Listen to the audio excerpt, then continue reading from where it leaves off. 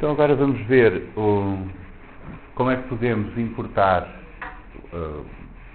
código de outros módulos, de outras bibliotecas e assim, mas vamos ver primeiro esta parte de onde é que os nomes existem, portanto este scope e o espaço dos nomes, para percebermos como é que nós podemos depois importar funções, objetos e assim, classes de outros módulos, e eventualmente ou para organizar o nosso código em ficheiros diferentes, que não precisamos ter tudo num só ficheiro, ou muitas vezes para usar código que venha em bibliotecas e módulos com outros facilitários. E vamos ver depois, como exemplo disso, como usar o Matplotlib para fazer gráficos. Nós vamos ver alguns exemplos simples de gráficos e como criar uma animação, um gráfico animado. Mas vamos começar por ver esta ideia básica do espaço onde os nomes existem. Nós podemos pensar no namespace, no espaço dos nomes, como um dicionário que vai dizer ao interpretador o que é que cada nome representa. Portanto, há um certo nome é uma função, outro nome é uma string e assim por diante. Portanto, isto serão as variáveis, as funções, todos os objetos que nós usamos no nosso código. E em cada contexto há um dicionário diferente que pode ser usado. E o interpretador vai experimentando diferentes desses dicionários aninhados até encontrar o nome que ele está à procura. Aqui nós vamos ter, por exemplo, aqui temos um exemplo do nome do espaço de nomes deste método split. Se nós criarmos uma função ab,cd e quisermos criarmos uma variável ls com esta string ab,cd, se quisermos partir a string pela vírgula e fizermos split pela vírgula, ele vai nos dar um erro porque ele não sabe o que é este split. Neste contexto, o nome não está definido. O split existe como parte do espaço de nomes daquela string, porque é um método da string. Então, se nós fizermos s.split, que foi o que vocês fizeram quando partiram a string, ele agora vai ver nos nomes que estão definidos que pertencem àquela string, portanto, digamos, no dicionário de nomes daquele objeto, o que é o split, e aí sim descobre que é aquele método e faz parte a string. A forma como o Python vai à procura dos nomes, a menos que se especifique exatamente onde é que é, por exemplo aqui, que é para ir buscar o nome dentro daquele objeto, vai olhar primeiro para o dicionário com os nomes locais, àquele contexto. O local é, por exemplo, dentro de uma função. A função tem o seu próprio dicionário de nomes, é por isso que aquelas variáveis que nós usamos dentro da função não colidem com outras que tenham o mesmo nome cá fora, porque estão guardadas em sítios diferentes, em dicionários diferentes. Depois disso, vai ver numa função que esteja à volta de outra, esta função enclosing. Nós vamos ver um exemplo lá mais para o fim, mas isto não é muito usado, mas basicamente nós podemos criar funções que devolvem funções instanciando certos parâmetros, por exemplo. Mas este nós não vamos usar agora, vamos ver mais tarde. Depois, se não encontra a variável ou o nome naquele dicionário local, vai à procura no global, e se não encontrar no global, tem um dicionário especial reservado para aqueles termos que são específicos do Python, como o def, o print, ou essas coisas assim, que existem sempre. Isto, para dar aqui um exemplo, nós definimos aqui uma variável, var1, com esta string, IamGlobal, e depois temos uma função que faz o print do var1. Notem que não existe nenhum var1 dentro da função definido. Depois define um var2, IamLocal, e faz o print do var2. Quando nós executamos esta função, o interpretador, quando chegar aqui, vai à procura do var1 no dicionário dos nomes local à função. Mas ela não existe lá, não existe nenhuma variável var1 dentro da função. Então vai à procura no global e descobre que existe aquela. Quando nós criamos uma variável dentro da função, independentemente de existir ou não esse nome já global, ele é primeiro criado no dicionário local. Portanto, este var2 vai ser criado no dicionário local da função. E então, não existe um var2 cá fora, este é criado dentro da função e depois imprime com aquele valor. O resultado disto é que se nós executarmos este script, portanto, ainda não executámos a função, executámos o script, mas temos cá o var1. O var2 não existe cá fora nenhum var2, só existe como variável local à função. Se nós dermos um valor diferente ao var1 e depois chamarmos a função, na função o print vai nos dar o do valor atualizado que nós demos. Porque quando a função é executada, aquele var1, como não existe localmente na função, ele vai buscar cá de fora. Mas se nós dermos outro valor ao var2, criarmos aqui o var2 com outro valor, quando chamamos a função, ele dá a amlocal à mesma. Porque este var2 é sempre criado localmente na função. Apesar de existir outro no outro dicionário, como ele começa sempre pelo dicionário local da função, é lá que esta variável é criada. Então agora, pensando nisto também, vamos ver como é que nós podemos importar espaços de nomes ou nomes de outros módulos. Este dicionário global, onde ele vai à procura, é dentro do próprio ficheiro. Portanto, o global aqui é dentro de um ficheiro .py, dentro de um script. Se nós quisermos ir buscar coisas a outros módulos, temos de usar este import. Nós podemos fazer o import e o nome do módulo que queremos importar. O módulo será o ficheiro .py.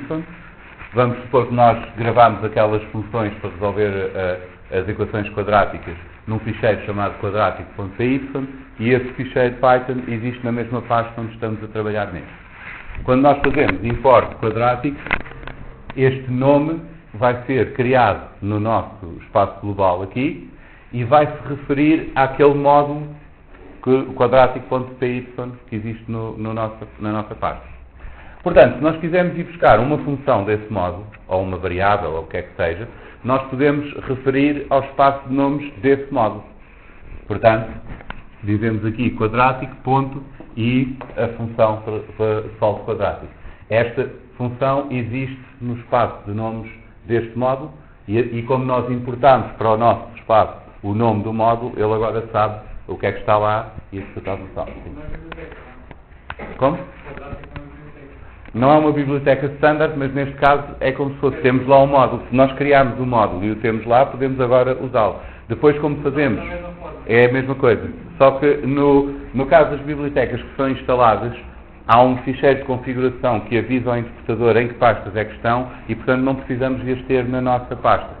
Nós também podemos manipular essa configuração e dizer que há ali outra pasta onde ele tem de ir à procura quando fazemos o import. Mas, em geral, não vamos estar a instalar os nossos próprios módulos, portanto, os nossos costumamos deixar na própria pasta. Os outros pertencem mesmo a bibliotecas instaladas, ele sabe onde é que eles estão e aí não precisamos preocupar com isso. Se nós tentarmos chamar logo a função, dá-nos um erro porque este nome solve quadrático não está definido no nosso espaço de nomes aqui. Só existe dentro do espaço de nomes do módulo quadrático. Outra maneira de importar é dizer que daquele módulo queremos importar para o nosso espaço de nomes especificamente aquilo que nos interessa. Por exemplo, from quadrático, import solve quadrático. Ele vai executar todo aquele módulo que se chama quadrático.py, isso vai declarar aquela função, vai criar aquela função, e agora importamos esse nome para o nosso espaço de nomes. E neste momento a função já funciona como se estivesse aqui no nosso espaço de nomes. Nós importamos diretamente aquela função.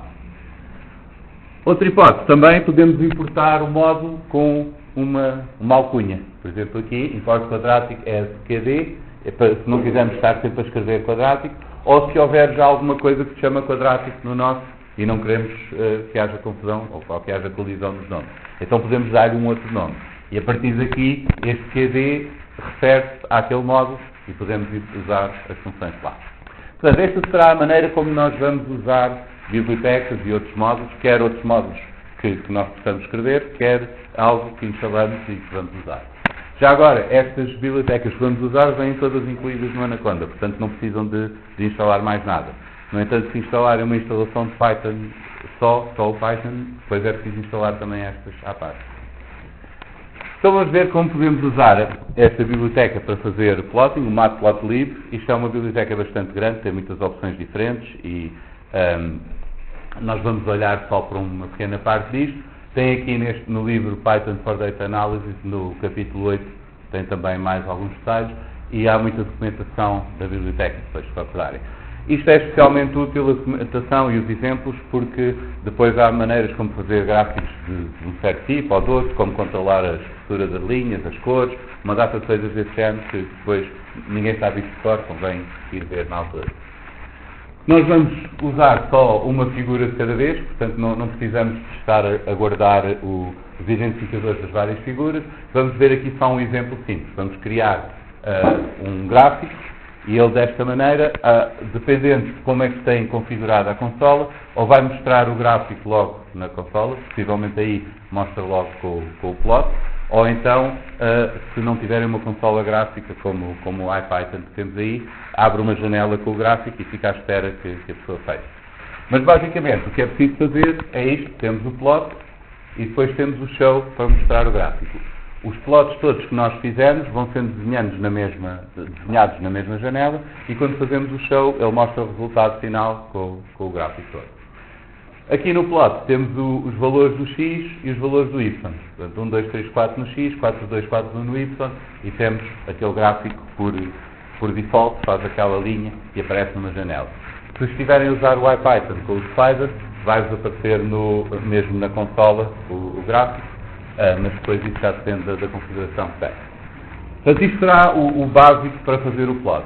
Nós importamos este módulo pyplot que pertence à biblioteca matplotlib, portanto temos de indicar matplotlib.pyplot. Para não termos de estar a escrever este comboio todo sempre que vamos fazer um plot, damos a isto uma alcunha PLT. Esta é uma alcunha comum para o plot, e a partir daqui podemos chamar funções de dentro daquele módulo. Neste caso é a função plot, a função show. Então vamos ver com um exemplo, vamos representar graficamente a taxa de infecção por tuberculose em vários países. Nós temos os dados da World Health Organization, temos aqui este ficheiro CSV com os dados por ano para cada país. Tem também a população, tem os limites inferior, superior e a média da taxa de infecção, o número de infectados por 10 mil habitantes, se não me engano. Portanto, vamos ler este ficheiro, e para ler este ficheiro já não vamos fazer isto à mão como fizemos com os outros, não é? Fazer o split pela vírgula, essas coisas assim. Vamos usar mesmo uma biblioteca CSV que permite ler ficheiros deste género, comma separated values, para estes ficheiros CSV. E depois de ler o ficheiro, vamos fazer os gráficos, mas vamos começar pela parte de carregar o ficheiro, em que vamos importar este módulo CSV, que é o que tem essas funções para ler o ficheiro. E agora, isto aqui, a maneira exatamente como usam as bibliotecas, normalmente convém ir ver a documentação das bibliotecas e ver alguns exemplos. Portanto, não é preciso estar a decorar todos estes truques de como usar a biblioteca. Mas aqui o que nós precisamos para ler o CSV é temos de criar este objeto do ficheiro, o mesmo que nós usávamos para ler as linhas todas inicialmente, só que neste caso não vamos ler as linhas, vamos só buscar o objeto do ficheiro, e damos este à função reader do módulo CSV. E agora podemos também especificar algumas coisas. Por exemplo, se não for número, nós queremos considerar que é string. Este quote non-numeric, quer dizer, estou-lhe a dizer para não tentar converter para números coisas que não sejam número, mesmo que não venham entre aspas. Este aqui especifico que as aspas é o caractere que é lá usado para indicar strings, a vírgula é o delimitador, e enfim, tem várias opções que vocês podem usar. Já agora, neste caso, o que eu estou a fazer é dar como primeiro argumento o nome do ficheiro, porque este é o primeiro argumento da função. Depois esta função tem muitos outros argumentos, e eu já não vou dar os outros por ordem, porque senão tinha de dar todos os argumentos. O que eu estou a fazer é dar estes argumentos pelo nome do parâmetro para onde eles vão. Por exemplo, aqui ponho delimiter igual a vírgula. Há um parâmetro desta função que se chama delimiter, e eu quero pôr a vírgula nesse parâmetro especificamente. Isto é útil porque muitas vezes há funções em Python que têm muitos parâmetros diferentes, mas eles têm valores por omissão que são normalmente os que nós queremos, não precisamos de os mudar. E desta maneira só temos de indicar aqueles que queremos mudar em relação aos valores de omissão. Depois vamos devolver. Este CSV file vai criar um iterador, um objeto que podemos usar num ciclo para ir buscar linha a linha ou as linhas da tabela, mas já todas convertidas, portanto como listas de valores para cada linha da tabela. Mas nós vamos converter já isso numa lista, portanto vamos ter uma lista de listas em que cada lista interna corresponde a uma linha da tabela.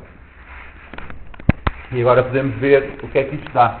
Vamos pôr aqui na nossa tabela o resultado de ler os dados deste ficheiro CSV, E agora podemos ver que temos uma lista de listas que no primeiro elemento tem uma lista com os cabeçalhos todos da tabela. O segundo elemento é uma lista com a primeira linha da tabela e assim por diante. Portanto, temos a nossa tabela toda guardada como uma lista de listas. E aqui até podemos pôr, por exemplo, queremos ver a linha 101 da tabela, que descontando o cabeçalho até acaba por ser a linha 100, e os valores até ao 10º valor. E aqui vemos uma parte de uma das linhas da tabela. Depois, o que nós precisamos de fazer é criar uma tabela com as infecções de um certo país, com o ano, o limite mínimo, a média e o máximo. Então, nós podemos ver que o código do país está aqui, temos este código ISO 3 do país, que é o que nós vamos receber ali como código. Portanto, este é o terceiro elemento da linha. Depois, temos também o ano a que se refere cada uma daquelas linhas, porque notem que isto não é uma linha por país, tem várias linhas por país, porque tem os anos diferentes para cada país. E depois tem aqui os valores que nos interessam da taxa de infecção por tuberculose. Então o que nós podemos fazer é criar esta função auxiliar, que recebe a tabela inteira, aqui, table, e o código do país que nos interessa, e agora vai percorrer cada linha da tabela, e se o terceiro elemento for igual ao código, portanto, este aqui tiver o código do país que nos interessa, então vai pegar nos valores da sexta célula, a oitava, a nona e a 10ª, que são os do ano e os 3 valores para o intervalo estimado da taxa de infecção, o mínimo, a média e o máximo, e vai criar um tuplo com esses 4 valores e acrescentar nesta lista. Portanto, aqui estamos a criar um tuplo com os 4 valores, estamos a chamar o append desta lista que começou vazia e vamos acrescentando valores aqui. E agora podemos testar, por exemplo, para Portugal, nós temos esta tabela que lemos aqui inicialmente, vamos dar esta tabela aqui e dar o código de 3 letras de Portugal e vem-nos uma lista com os tuplos correspondentes a cada ano, com o ano e os valores mínimo, médio e máximo estimados da taxa de infecção. Portanto, temos agora uma função que lê o CSV todo. Notem que é bastante mais prática e bastante mais curta do que aquela que nós usámos há bocado para digerir o HTML. Portanto, se nós usarmos as bibliotecas com o código já feito, é bastante mais fácil de implementar isto. E agora temos uma função também bastante pequena que nos vai buscar o país que nós queremos. É simplesmente percorrer a tabela e tirar os dados do país que queremos. Agora, o que nós queremos realmente é obter... temos aqui isto num formato que não dá assim muito jeito para fazer o gráfico, porque cada ano está agrupado com o ano e os vários valores. Nós vamos converter isto para uma lista só com os anos, outra lista só com os mínimos, com os médios, máximos. Como vamos ter de fazer isso 4 vezes, uma para os anos, uma para os mínimos, etc., dá jeito de fazer isso numa função e depois chamar várias vezes. Portanto, isto é mais para ilustrar este tipo de problemas. Acontece que às vezes é prático pormos a informação de uma certa forma, mas depois precisamos ter a informação noutra e então facilmente criamos alguma coisa para converter uma noutra. Como vamos precisar de fazer isto 4 vezes, é bom fazer uma função genérica, generalizando este problema, que nos permita fazer para qualquer elemento destes tuplos, extrair todos como uma lista. E é isso que nós vamos fazer aqui. Recebemos uma lista de tuplos deste género e dizemos qual é o índice do elemento de cada tuplo que nós queremos. E esta função vai começar com uma lista vazia dos valores e agora para cada tuplo aqui na nossa lista, para cada D nos dados, vai fazer o append aos valores só do elemento com aquele índice que nós especificamos. Então, se nós chamarmos esta função com estes dados e o índice 0, ele vai nos dar uma lista só com os anos, porque em cada elemento desta lista vai buscar só o elemento de índice 0 do tuplo. Se fizermos com o índice 1, vai-nos buscar o primeiro valor aqui, a média. Se fizermos o índice 2, vai buscar o mínimo, etc. Portanto, desta maneira, nós conseguimos fazer a conversão e agora podemos ir buscar as várias estimativas. temos aqui uma função para desenhar o gráfico de um país, que vai receber a tabela com os dados de todos os países e o código do país. Já agora aqui só um detalhe, não sei se já repararam, quer na parte das proteínas, quer nesta, eu evito fazer muitas funções que leem o ficheiro. Elas estão todas já a receber os dados do ficheiro. Em geral, se vocês tiverem ficheiros que cabem à vontade na memória do computador que estão a usar, isto é muito mais rápido, porque pomos tudo em memória e depois trabalhamos com os ficheiros em memória. Só há uma função no fim que está a ler e a escrever ficheiros. Claro, se os ficheiros forem tão grandes que não dá para pôr todos em memória, depois é preciso ter uns cuidados especiais quando estamos a lidar com eles, aí já é diferente. Mas, em geral, na maior parte dos casos, nós temos memória suficiente para pôr lá os ficheiros e isto acaba por ser bastante mais eficiente. Então, o que vamos fazer aqui é, recebemos já a tabela, não nos estamos agora a preocupar de onde é que a tabela vem e o código do país que queremos. Vamos buscar os dados só daquele país, a tabela toda. Depois vamos buscar os anos, que é os que estão no primeiro índice, o primeiro elemento daqueles dados, a estimativa média de infecção, o baixo, o mínimo e o alto. Portanto, assim temos 4 listas com os valores que nós queremos. Esta composição, na verdade, eu estou-vos a mostrar aqui uma forma mais elaborada de fazer isto, mas que é mais fácil de perceber porque dá para ver os detalhes de como é que isto está a funcionar.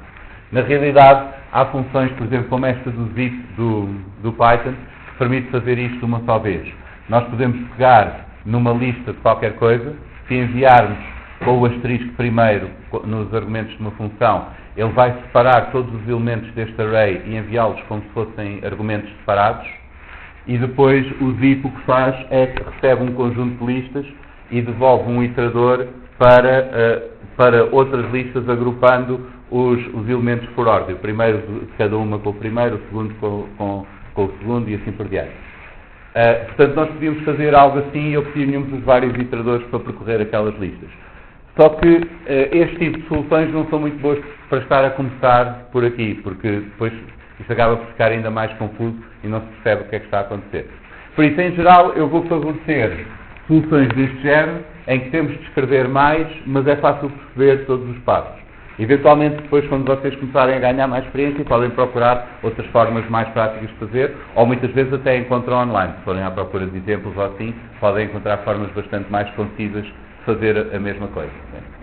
Mas então vamos usar aqui este nosso sistema, recebemos a tabela, vamos buscar os dados do país que nos interessa e depois vamos chamar 4 vezes aquela função que vai tirar todos os valores do primeiro elemento de cada tuplo, do segundo e assim por diante.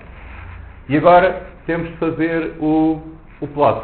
Portanto, vamos criar aqui uma figura, um boneco para fazer o gráfico. Podemos usar este argumento, dar um argumento para este parâmetro do fig size, em que nós damos um tuplo com as dimensões do gráfico. Estas dimensões estão em polegadas e que depois depende do DPI, do dot per inch, que nós especificamos no gráfico. Mas o que interessa depois no fim é o número de pixels, basicamente, que nós gravarmos a imagem.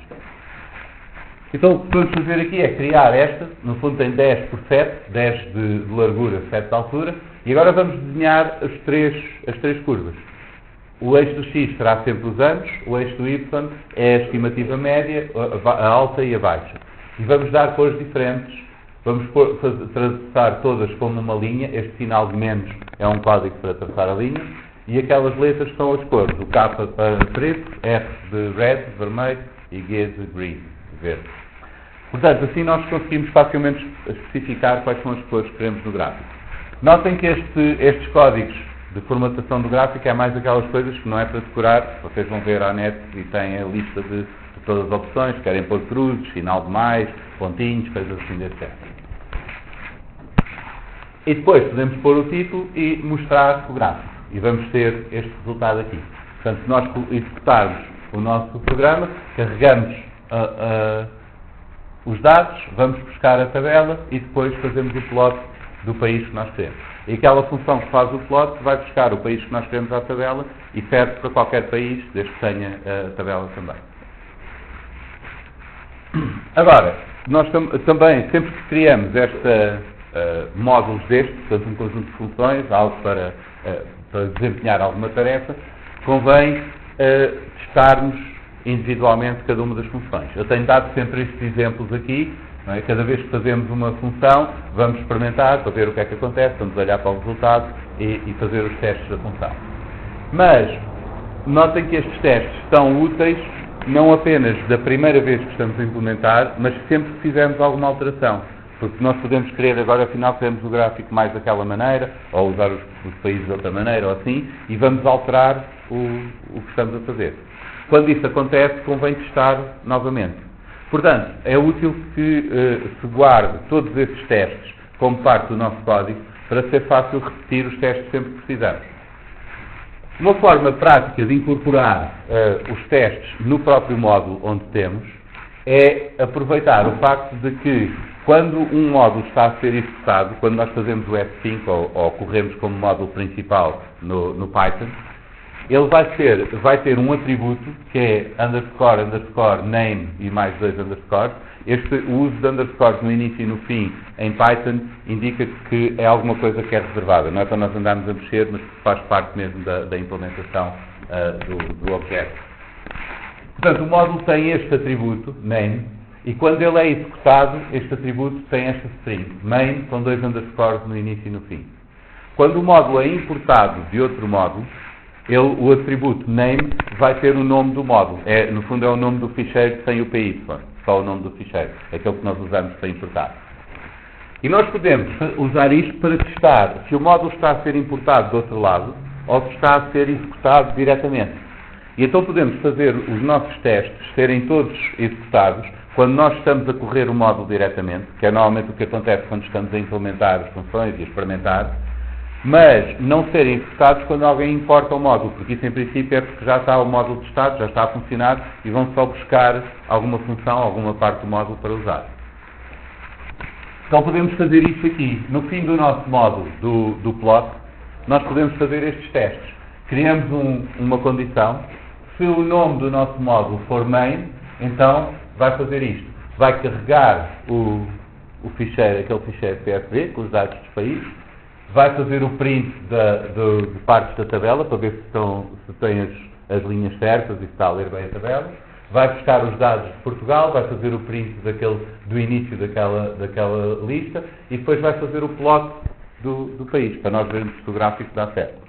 Portanto, temos aqui os testes todos, uma bateria de testes às nossas funções, mas que só é executada quando este módulo é executado com o F5 ou quando corremos. Se nós tivermos outra parte do programa, outro módulo a chamar este, a importá-lo, isto não é executado.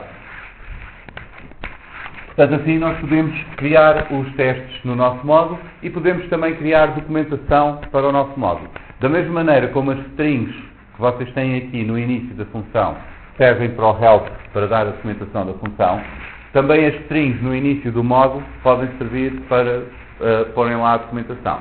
Notem já agora que não convém apagar aquelas outras partes que aparecem se vocês estiverem a usar coisas com acentos, aquele UTF-8 que aparece lá em cima, mas depois põem a string de documentação e esta pode explicar quais são as funções que existem no módulo, para que é que serve o módulo, qualquer detalhe assim desses, e que nós podemos ir buscar se nós importarmos o módulo. Quando nós importamos o módulo, este nome passa a existir neste espaço de nomes e passa a referir aquele módulo. Portanto, quando pedimos help do módulo, nós vemos a documentação que nós fizemos lá. Portanto, estas são duas dicas importantes para quando vocês estiverem a desenvolver código. É aproveitarem para pôr os testes todos no módulo e podem usar esta condição para que eles só sejam executados quando vocês estão mesmo a testar o módulo. Assim, se importarem depois aquelas funções do outro lado qualquer, quando quiserem usar, isto não é executado, mas é executado quando vocês querem. E ter alguma documentação para o módulo, porque depois é fácil, se houver alguns detalhes, os nomes das funções mais usadas ou algo assim, vocês não precisam de estar a abrir o código para estar à procura, podem ter logo lá a indicação e facilmente com o help revêem isso. Portanto, isto será uma parte que também faz parte depois da avaliação do código que vocês enviarem, a partir de agora, não no primeiro do qual que era mesmo o primeiro, mas para aqueles que querem avaliação, estes detalhes também convém irem implementando isto. Então vamos ver outro exemplo, um pouquinho mais elaborado, em que nós vamos fazer uma animação usando estes dados do Gapminder. Este site até tem bastantes animações para visualização e ferramentas de visualização, mas nós vamos fazer assim uma coisa local só para ilustrar como é que podemos fazer. Nós temos aqui ficheiros Excel com a esperança média de vida, a população e o produto interno bruto per capita de vários países, ao longo de vários anos. E estes ficheiros têm este formato. Tem os países em cada linha, um país em cada linha, depois tem as colunas com os anos e cada ficheiro tem o seu indicador e tem aqui marcado os valores que nós vamos ler. Então o que nós queremos é ler estes ficheiros todos e criar uma animação que mostra a evolução do produto interno bruto, aqui numa escala logarítmica, a esperança média de vida e estes círculos indicando o tamanho, são proporcionais à população para os vários países, neste caso China, Portugal, Espanha e Alemanha. E assim vamos vendo ao longo dos anos, desde 1950 ou 1960 até 2012, penso eu que são os dados, vamos vendo como é que foi evoluindo estes indicadores. Portanto, o que precisamos fazer aqui é essencialmente gerar todas estas imagens, porque depois é fácil num programa de edição de imagens, como o GIMP ou assim, juntar tudo e criar um GIF. Portanto, a parte mesmo de juntar tudo na animação, essa é fácil com qualquer programa de processamento de imagem. O que precisamos é de ler aqueles ficheiros com os indicadores e compilar essa informação toda nestas sequências de gráficos para todos os anos e depois faz o GIF. Então, como é que nós vamos organizar os dados? Nós temos dados por ano para cada país. E um problema aqui é que os anos não são necessariamente sempre os mesmos, porque há dados que começam mais cedo, mais tarde não conseguimos fazer uma tabela direitinha para todos. E alguns até têm valores omissos. Então, o que nós podemos fazer é, para cada país, vamos ter um dicionário com o ano e o valor, para cada indicador. Mas depois nós precisamos poder saber também para cada país qual é que é esse dicionário. Então isto agora vai estar posto noutro dicionário em que o país é chave. Por isso temos um dicionário de dicionários. Um dicionário primeiro em que as chaves são os vários países e o valor associado a cada país é um dicionário em que as chaves são os anos e os valores são os valores do indicador. Portanto, vocês podem, se tiverem dados que facilmente cabem numa tabela, porque têm sempre o mesmo valor na primeira coluna, ou uma coisa assim, podem usar aquele sistema das matrizes, das listas de listas, ou listas de tuplos, ou vamos ver mais tarde, no próximo sábado, usar mesmo matrizes numéricas, ou tabelas, e assim por diante.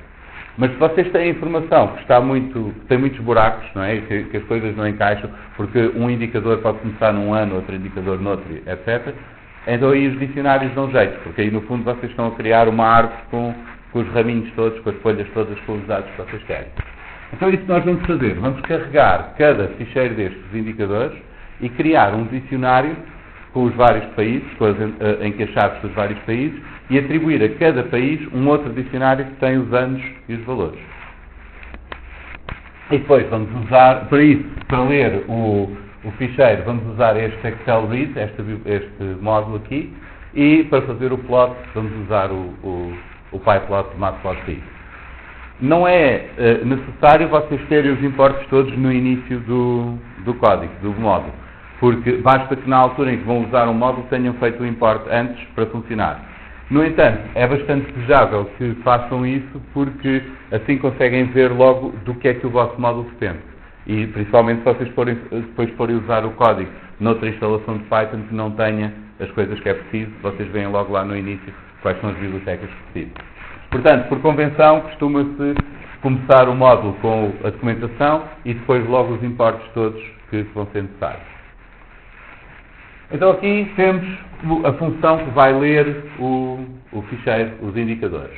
Portanto, primeiro o que nós vamos fazer, a maneira como funciona o Excel Read, vocês também podem ver na documentação, mas basicamente nós temos aqui esta função Open Workbook, que recebe o nome do ficheiro Excel e devolve um objeto que nos permite aceder às folhas e às células e assim por diante. Não é?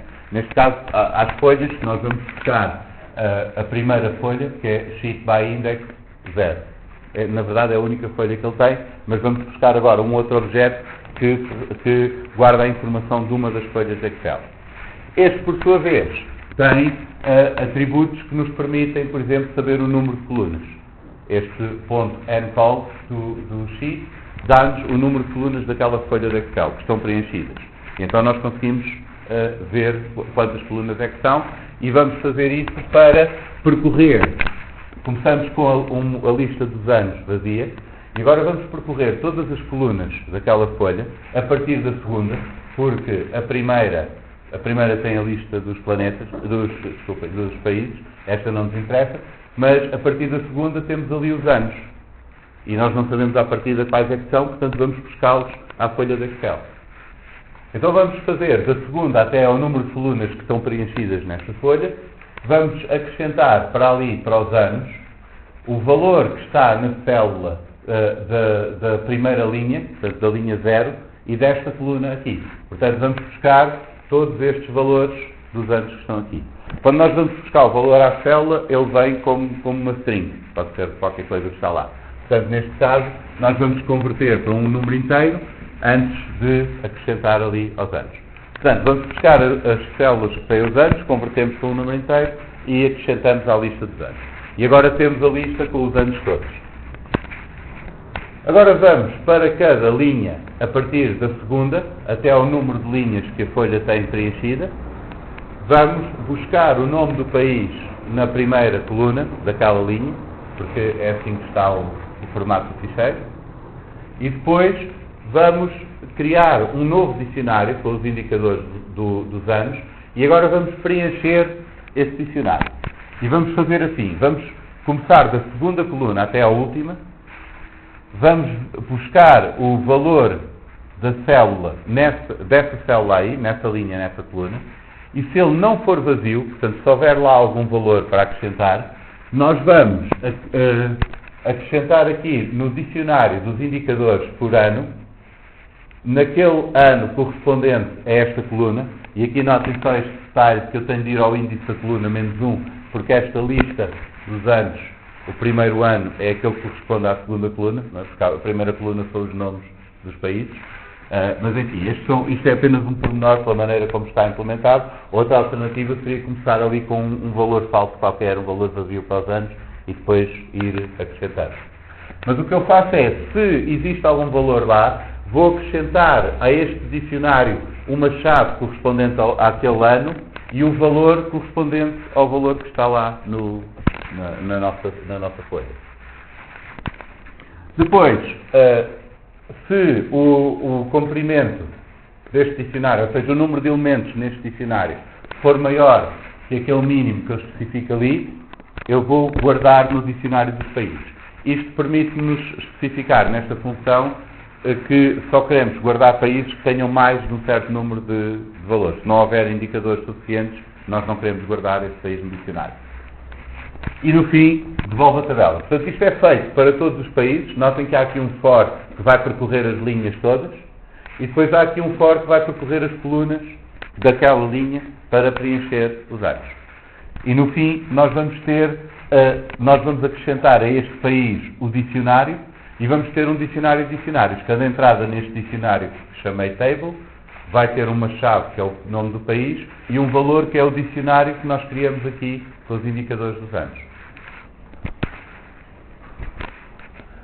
Agora, podemos experimentar se isto está a funcionar. Vamos carregar a tabela e depois vamos ver o indicador da esperança média de vida para Portugal no ano de 2001. Notem aqui esta notação. Eu fui buscar a esta tabela, este Life Expectancy, que é um dicionário de dicionários. Primeiro índice vai percorrer aquele dicionário de países e devolver o dicionário correspondente aos anos daquele país. O segundo índice é o ano que eu quero naquele dicionário e esse devolve-me o valor. Portanto, desta maneira nós conseguimos ir buscar o valor de um ano de um país que queiramos. Agora, vamos fazer o plot, vamos desenhar um círculo para cada país. As coordenadas x e y são alguns indicadores que vamos receber, podem ser o produto interno bruto ou a esperança média de vida, ou outra coisa qualquer. Portanto, vamos criar esta função de forma a receber aqueles dicionários e nós podemos pôr lá os indicadores que quisermos, não precisam ser sempre os mesmos. O raio o raio do círculo vai ser proporcional a um outro indicador também. Portanto, nós vamos dar a todos estes indicadores e a função vai fazer o desenho usando um para o x, outro para o y e outro para o raio. Aqui precisamos de um plot um pouco mais sofisticado, porque temos de controlar o tamanho da bola e assim. Portanto, vai ficar um pouquinho mais complexo, mas é só para vos mostrar como é que podem fazer isto. Então vamos desenhar. Uma maneira de fazer o plot um pouco mais flexível é criar na figura. Nós, quando criamos a figura, guardamos esse objeto da figura. No fundo, isto é o identificador da figura. E agora podemos dizer que vamos acrescentar uns eixos àquele objeto, àquela figura específica, e depois podemos fazer o plot naquele objeto dos eixos. Portanto, existe a imagem onde está o gráfico, existe o gráfico em si, que é um conjunto de eixos, e até uma imagem até pode ter vários gráficos, vocês podem organizar vários gráficos na mesma imagem, e depois nós podemos fazer o plot naquele conjunto de eixos que nos permite fazer várias coisas que aquele plot básico normalmente não deixa. Então vamos fazer aqui, para desenhar os círculos com os vários países, nós vamos usar, vamos receber os eixos do plot onde vamos fazer desenhar os círculos, vamos receber os indicadores para o eixo do x, para o eixo dos y e para o tamanho dos círculos. Notem que estes indicadores, no nosso caso, serão o produto interno bruto, a esperança média de vida e a população, mas para esta função podia ser outra coisa qualquer. Portanto, nós podemos reutilizar esta função para fazer o gráfico com outros valores. E depois vamos receber aqui o ano em que nós queremos desenhar, e esta lista dos países são tuplos com o nome do país e a cor com a qual nós queremos representar o país. Portanto, basicamente nós mandamos uma tabelinha com quais são os países que queremos e qual é a cor da bola que queremos que seja lá desenhada. Então agora, para cada um destes países que nós temos ali, nós vamos buscar o valor de x àquele dicionário que nós temos dos valores de x, com o nome do país, que será o primeiro elemento do tuplo que vem ali naquele country, e o ano em que nós queremos fazer o gráfico. Vamos fazer o mesmo para o y e o mesmo para o tamanho. Só que aqui, no tamanho, eu estou a fazer só aqui uma transformação, vou buscar a raiz quadrada do valor e multiplico aqui por uma escala que nós recebemos, porque isto define o raio do círculo. E nós queremos, para termos uma ideia do tamanho, ou do tamanho do valor daquele indicador, nós queremos que a área do círculo seja proporcional ao valor do indicador. Portanto, a área do círculo é proporcional à raiz quadrada do raio, desculpem, o raio é proporcional à raiz quadrada da área, portanto, para controlarmos o raio, pomos isto com raiz quadrada, senão aquilo explodia muito rapidamente. E depois temos aqui só um parâmetro de escala, porque dependendo do que é o indicador, nós podemos ter uns círculos enormes ou muito pequeninos ou assim, podemos ter de ajustar isso. Portanto, aqui tem o exemplo de uma função que, para ser genérica, recebe uma data de parâmetros diferentes, mas depois nós podemos usá-la em contextos diferentes para fazer o que nós queremos. Depois temos isto, o x, o y e o tamanho do círculo. Vamos fazer aqui o plot nesta posição, x e y. Usamos um marcador que é um círculo, dizemos que queremos que seja preenchido, o tamanho é este, temos aqui.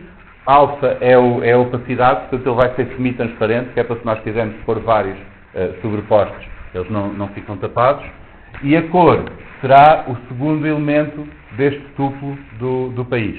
Portanto, quando nós enviamos a informação do país, dizemos quais são os países e quais são as cores que nós queremos. E como isto é um ciclo para todos os países, nós podemos chamar esta função uma vez com uma lista de países e ele desenha os círculos com as várias cores. Então vamos ver como é que nós podemos testar isso. Vamos importar o plot, vamos importar daquele módulo que nós criámos aqui com a qualidade de vida, onde criámos estas funções, vamos importar o load table e este circle country, portanto estas funções que nós criámos aqui. E agora vamos buscar a tabela da esperança média de vida a este ficheiro Excel, do produto interno bruto e da população. Em todos os casos, nós queremos ignorar países que tenham menos de 40 valores lá. Agora vamos criar aqui a nossa tabela de países. Isto aqui é uma lista com estes tuplos, em que o primeiro elemento do tuplo é o nome e o segundo é a cor. A cor, por sua vez, também é um tuplo com o vermelho, o verde e azul entre 0 e 1. Por exemplo, se eu quero desenhar Portugal a verde, ponho 1 no verde e 0 no vermelho e no azul. Depois a Espanha a amarelo será o vermelho e o verde e 0 no azul. A China fica vermelho e a Alemanha está a preto. Portanto, assim, aqueles valores podem ser fracionários, portanto, podem criar qualquer cor com as combinações do vermelho, verde e azul. E esta será a tal tabela que esta função aqui vai usar para ver qual é o país que nós queremos e qual é a cor que nós queremos pôr no país. Este parâmetro da cor recebe o tal tuplo com o vermelho, verde e azul. E agora vamos criar uma figura, acrescentamos os eixos com os vários limites, vamos pôr o eixo do x em escala logarítmica, e esta é a razão pela qual nós depois mandamos estes eixos para fazer o gráfico, para podermos manipular os eixos como quisermos, e depois desenhamos os países em 1970. E temos um problema porque o programa dá um erro. E a razão pela qual dá um erro, isto é importante, sempre que vocês tiverem um erro, convém ler porquê. Nós temos aqui um key error, existe este erro na chave 1960, quando estamos a tentar aqui buscar os valores de x de um país para aquele ano. Portanto, basicamente, existe ali um dicionário de um país que não tem o ano de 1970. Por isso é que isto nos dá um erro e o programa para. Quando isto acontece, nós temos de pensar no nosso programa o que é que ele deve fazer para reagir quanto ao erro, àquele erro. Às vezes é apropriado parar, porque se é obrigatório que os dados estejam de uma certa maneira e não estão, se calhar o melhor é o programa parar e nós depois vamos ver o que é que se passa com os dados. Há outros casos em que pode haver é um erro que seja comum e que pode haver uma forma de ultrapassar esse erro ou ignorar esse erro, porque nós vamos ter de lidar com ele. Neste caso, nós podemos simplesmente crer que quando não há dados para aquele ano, para aquele país, não aparece no gráfico. E assim o programa não precisa de parar, simplesmente só tem os países para os quais nós temos os dados. Para isso, existe uma forma de lidar com estes erros no Python, que é esta construção try, except. O try cria neste bloco do try algo que pode dar um erro. Se der um erro, ele vai saltar aqui para o except, verificar se o erro é do tipo que eu estou a especificar aqui e, se for, executa o que está aqui neste sítio.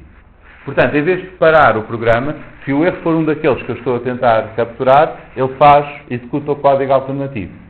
Neste caso, o código alternativo é não fazer nada. Portanto, eu posso pôr um passo. Este passo é uma palavra-chave no Python, porque é obrigatório que quando nós começamos um bloco, tenhamos pelo menos um statement aqui, uma instrução aqui para dentro do bloco. Quando nós temos um bloco, como neste caso, onde não queremos fazer nada, há mesmo, pelas regras de sintaxe, temos de ter lá alguma coisa. Portanto, podemos pôr o passo, que o interpretador depois não vai fazer nada de qualquer maneira, mas cumpre aquele requisito sintático de ter alguma coisa no bloco. Portanto, o que vamos fazer aqui é, para cada país, nos países, vamos tentar buscar os dados do país e do ano, e se houver um erro deste género, do key error, então simplesmente ignora e continua o ciclo para o próximo país. Notem que vocês também podem fazer um except sem ter lá nada, sem verificar qual é o tipo de erro.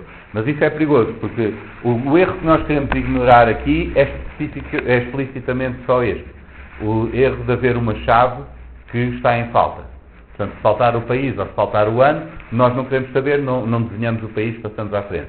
Se houver outro erro qualquer, que nós não sabemos o que é que passa a acontecer, aí convém que o programa pare, porque aí já é um problema diferente. Portanto, em geral, tenham cuidado que isto é potencialmente perigoso, não façam um except para qualquer coisa, porque depois podem ter problemas sérios e o vosso programa nem vos avisa que está a acontecer alguma coisa de mal. Okay?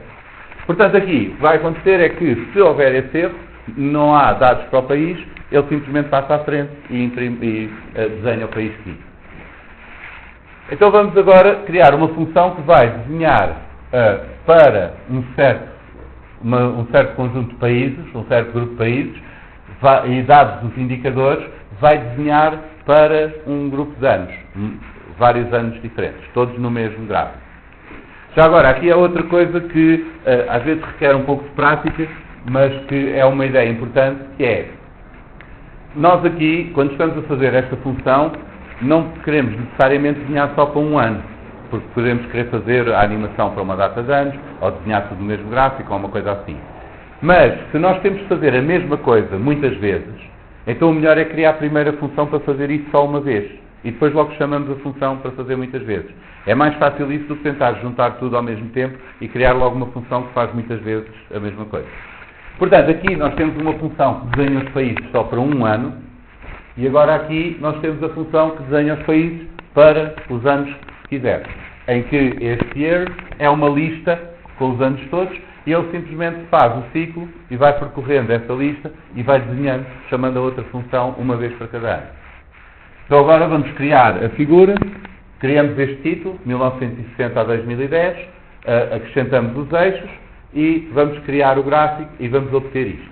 Portanto, estamos a fazer na mesma imagem, a desenhar os países ao longo dos vários anos. Como isto está com alguma transparência, nós vemos onde é que eles estão sobrepostos um pouco e temos aqui os 4 países. Claro, não era isto o objetivo original, era fazer a animação, mas agora já temos as partes todas que precisamos. Conseguimos ler os dados, desenhar, fazer o gráfico e fazer o gráfico para vários anos.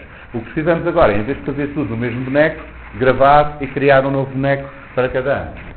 Portanto, é isso que vamos fazer aqui. Existem bibliotecas para a animação no Python. O problema é que isso só vai funcionar a animação quando o vosso programa estiver a correr, porque a biblioteca está mesmo a funcionar em Python. Enquanto se vocês criarem as imagens todas e depois converterem para GIF, essa animação podem depois usá-la mesmo fora do Python, não precisam ter o vosso programa a correr. Também há uma biblioteca para converter para GIF, mas essa parte já, enfim, não vale a pena estar a complicar essa, porque para converter um conjunto de imagens para GIF é abri-las todas no GIMP, por exemplo, e gravar como GIF. Portanto, não é propriamente uma tarefa. Se vocês tiverem de fazer isto muitas vezes, então podem automatizar, há uma biblioteca para isso, mas não vou estar a mostrar essa parte. Então, o que vamos fazer é isto, criar a animação, vamos ler os indicadores, para cada ano, nos anos, criamos uma figura, é exatamente a mesma coisa que temos há bocado, pomos a escala e assim, chamamos a função que desenha, e agora o que há de diferença é que vamos fazer chamar este savefig, que é uma função do plot que grava para um ficheiro, e vamos gravar com o ano convertido em string, acrescentando a extensão .png. Portanto, vamos criar uma imagem com o ano.png para cada ano. E depois fechamos esta figura. Isto é importante porque o gráfico em memória pode ocupar bastante espaço e como nós temos uma figura nova cada vez, fechamos esta e criamos outra. Por isso, dentro do ciclo, estamos a criar uma figura nova, gravar, fechar e depois voltamos, fazendo isso. E agora temos a lista das figuras todas. Isto demora um pouquinho a fazer, porque ele tem de estar a gravar todas estas imagens, portanto podemos pôr aqui um print do ano, só para vermos o progresso e para ver que o programa está a funcionar. E depois no fim, quando nós corremos isto, especificamos aqui quais são os países que queremos, quais são os anos que queremos, e agora, quando corremos a função para criar a animação, vemos os anos ali a passar e depois juntamos tudo no GIF. Okay? Portanto, isto é um exemplo um pouco mais sofisticado, só para vos mostrar que tipo de coisas é que vocês podem fazer com este plot. Mas, como podem ver, depois no fundo o código não é assim nada de especial, não tem assim código muito grande e decompondo as coisas em várias partes, acaba por ser o mais complicado daqui, acaba por ser estes detalhes, de como é que cria os eixos, como é que dizem que um é logarítmico e coisas desse género. Mas estes detalhes não são coisas que vocês propriamente precisem de saber, porque isto vão ao Google ou à biblioteca e veem lá os exemplos de como é que se faz e adaptam. Portanto, não, é o tipo de coisas que ninguém vai saber de cor, não vale a pena. Resumindo, o mais importante que vimos hoje, agora à tarde, foi como importar funcionalidade de outros módulos. Quer sejam os módulos que vocês fazem, quer sejam os que existem nas bibliotecas, como é que vocês podem trazer essas funções para o vosso programa e usá-los. Há aqui muita informação que pode fazer confusão, os detalhes do plot e assim, mas isto não são as coisas importantes que vocês precisam saber, porque vocês sabem que se pode fazer, então agora é só ir lá buscar os detalhes a um sítio qualquer. O que é importante é que quando vocês olham para algo assim, vocês consigam perceber o que é que está lá, mesmo que seja vendo a documentação, para depois poderem adaptar. Portanto, se vocês virem a documentação de como é que definem os eixos, quais são estes parâmetros e assim, depois adaptam o código dos vários exemplos, adaptam ao que vocês estão a fazer. O objetivo aqui, no fundo, é ter essa ideia do que é que podem fazer e os detalhes que precisarem, dependendo do trabalho que depois fazem, são coisas que vão vindo com o tempo. Não é? Depois, se vocês tiverem de fazer muitos gráficos de um certo tipo, ao fim de algum tempo já sabem de cor quais são os parâmetros todos que têm de usar. Mas, à parte disso, não precisam de estar a memorizá-los. Para esta semana, depois dos exercícios, eu recomendava que possivelmente não têm tempo para fazer os exercícios todos os hoje, portanto, se tiverem tempo para ir tentando, podem me enviar um e-mail se tiverem dúvidas. Notem que aquele endereço práticas ICE é só para processamento automático, eu não leio os e-mails para lá, porque é também onde eu recebo os trabalhos de outras disciplinas e sim. Portanto, se tiverem dúvidas, respondam àquele e-mail que eu vos enviei inicialmente, que esse é que é o meu endereço mesmo. Eu gostava também que quem tivesse uma ideia de um trabalho mesmo que vai fazer com isto, que me fosse dizendo o que é que pensa fazer, que é para eu ir preparando para a última sessão, falar um pouco sobre o que vocês estão a fazer e dar algumas ideias e assim. Portanto, se tiverem ideias para aplicar isto a algum problema que tenham, podem ir já dizendo. Se quiserem ver mais sobre a consola, também tem aqui o capítulo 3 do Python for Data Analysis. Eventualmente isto pode ser útil porque a consola tem uma data de detalhes e truquezinhos e coisas para fazer, por exemplo, medir o tempo de execução de certas funções e assim, que pode ser útil mais para a frente quando vocês estiverem já ultrapassarem estes obstáculos iniciais e estiverem a ter outros cuidados com o código. Mas por enquanto nós aqui não vamos insistir muito nisto, era só para dizer que depois do curso pode ser que haja lá coisas úteis que vocês queiram ver.